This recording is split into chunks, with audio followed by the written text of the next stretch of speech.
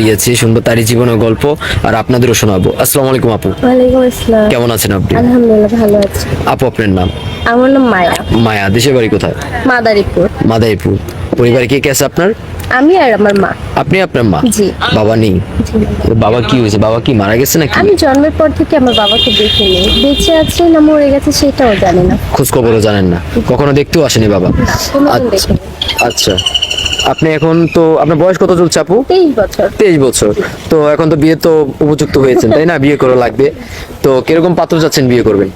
মনটা কারণ গায়ের চামড়া তো সব সময় থাকে না, ওইটা মনটা সারা জীবনে হ্যাঁ, থেকে যায়, মনটা চিরস্থায়ী। সারা জীবন। আচ্ছা আপু, তো পড়াশোনা দিয়ে আচ্ছা আপু, সরকারি চাকরিওয়ালাকে বিয়ে করবেন নাকি একটা মধ্যবিত্ত ঘরের সন্তানকে? মধ্যবিত্ত হলে বেশি ভালো হয়। মধ্যবিত্ত হলেও ভালো হয়। আচ্ছা, একটা বেকার ছেলেকে বিয়ে করবেন? জি হ্যাঁ, বেকার। যেহেতু আপনি বলছেন এখন উনি বেকার, যদি বিয়ের পরে ওনার কাজ হয়ে যায়। কাজকর্ম তো করা লাগবে তাই না? বিয়েটা হলো এমন একটা জিনিস, মানে বন্ধ রাস্তা খুলে দেয়। আচ্ছা, যেহেতু বিনা যৌতুকে আপনি বিয়ে বসতে এসেছেন, তো অবশ্যই একটা বেকার ছেলে যদি বিয়ের প্রস্তাব দেয় আপনি কি রাজি হবেন, যদি মন মন মানসিকতা ভালো হয়? জি অবশ্যই, কেন নয়। আচ্ছা, তো আপু আপনার সাথে যোগাযোগ করবে কিভাবে? আপনাদের মাধ্যমে। সুপ্রিয় দর্শক, ডিসপ্লেতে যে নাম্বারটি দেওয়া আছে এই নাম্বার হচ্ছে আমাদের অফিসিয়াল কর্তৃপক্ষ, এটা মায়াপুর কোনো পার্সোনাল নাম্বার না। কেউ যদি ওনাকে বিয়ে করতে চান, ওনার দায়িত্ব নিতে চান, অবশ্যই ডিসপ্লে দেওয়া নাম্বারে আমাদের সাথে যোগাযোগ করবেন, আমরা ওনার সাথে যোগাযোগ করে দিব, কথা বলে দিব। উনি অনেক ভালো একটি বোন, নর্ম ভদ্র মিষ্টি স্বভাবের। কেউ যদি ওনার দায়িত্ব নেন অবশ্যই আমি বলবো ঠকবেন না, খুবই ভালো একটি বোন।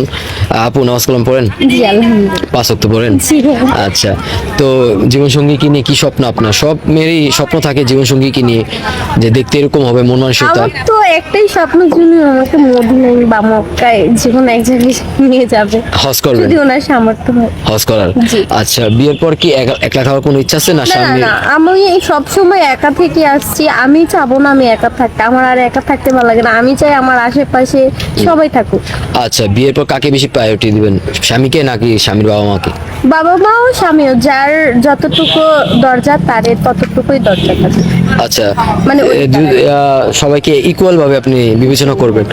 আচ্ছা, যে আপনি ভালো মনের একটা মানুষ চাচ্ছেন, ভালো মনের মানুষ তো দেখতে যেরকম হতে পারে, আল্লাহ সৃষ্টি সবই সুন্দর। উনি দেখতে কালো হতে পারে, মাথা চুল নাও থাকতে পারে টেনশনের কারণে, অথবা একটু ভুঁড়ি থাকতে পারে, তো এরকম লোককে আপনার সাথে মানাবে? জি সমস্যা নাই, মানিয়ে নিবেন? বিয়ের পরে সবই ম্যাচ হয়ে যায়। মানিয়ে নিবেন তাই তো? জি, মানিয়ে নিবো। আচ্ছা আচ্ছা, ঠিক আছে আপু, জীবনসঙ্গীকে নিয়ে অনেক স্বপ্ন তো সব মেয়েরই থাকে যে জি। ভালোবাসবো। আপনি কি জীবনসঙ্গীকে ভালোবাসবেন? জি অবশ্যই, অনেক ভালোবাসবেন? অনেক বেশি, নিজের থেকেও বেশি। অনেক স্বপ্ন জমিয়ে রাখছেন তাই তো? অনেক। আচ্ছা, সুপ্রিয় দর্শক, আপুর নাম হচ্ছে মায়া, দেশে বাড়ি হচ্ছে মাদারীপুরে। বাবাকে কখনো দেখেনি, বাবার ভালোবাসা পাইনি, ভাই বোনও নেই।